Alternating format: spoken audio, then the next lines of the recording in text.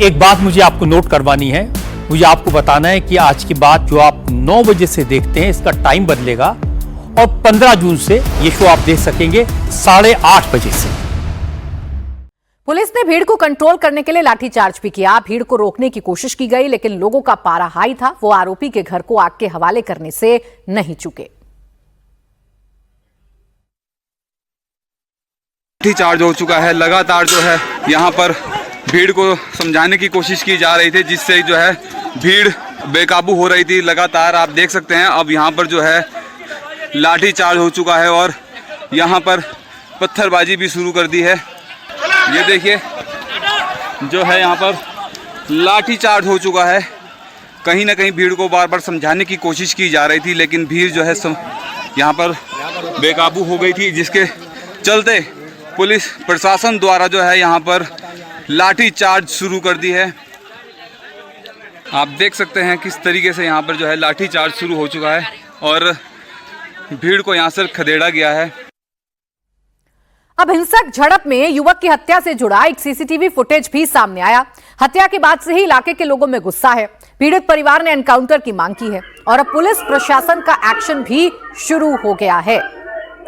ये तस्वीर हम आपको दिखा रहे हैं, ये सीसीटीवी फुटेज सामने आया है। दरअसल सरकारी ट्यूबवेल को लेकर एक विवाद हुआ इम्तियाज और मृतक के परिवार के बीच में, और आरोप यह है कि इम्तियाज ने अपने साथियों के साथ मिलकर मृतक और उसके भाइयों को बहुत पीटा, जिससे एक भाई की जान चली गई। बाकी जो भाई हैं वो गंभीर हालत में अस्पताल में भर्ती हैं।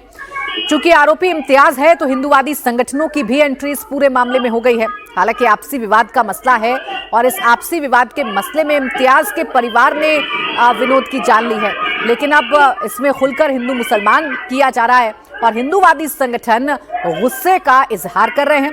लेकिन सवाल यह है कि जब पुलिस प्रशासन अपना काम कर रहा है तो हिंदूवादी संगठनों की जरूरत क्यों है?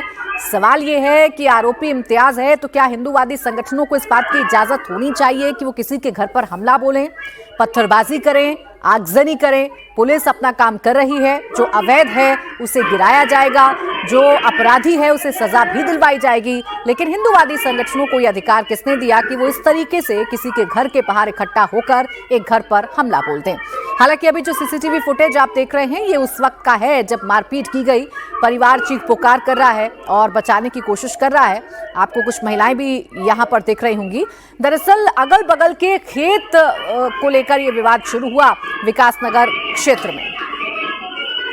अनामिका गौर मेरी सहयोगी इस वक्त जुड़ गई हैं, सीधा उन्हीं के पास चलेंगे। अनामिका, सबसे पहले ये बताइए कि क्या जानकारी आपको मिल रही है, क्या हालात सामान्य हो गए हैं? क्योंकि जिस तरीके से हिंदूवादी संगठन वहां आक्रामक हैं, मुश्किल है पुलिस प्रशासन के लिए।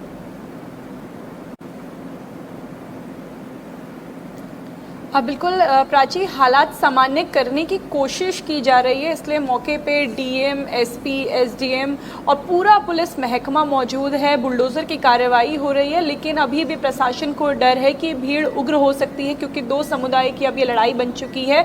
इसीलिए शांति व्यवस्था बनाए रखने के लिए एक्शन भी जल्दी लिया जा रहा है। लेकिन कल जब विनोद कश्यप का परिवार पुलिस के पास पहुंचा था तब कोई एक्शन नहीं लिया गया था, उनकी बात ठीक से नहीं सुनी गई थी, ये परिवार का आरोप है।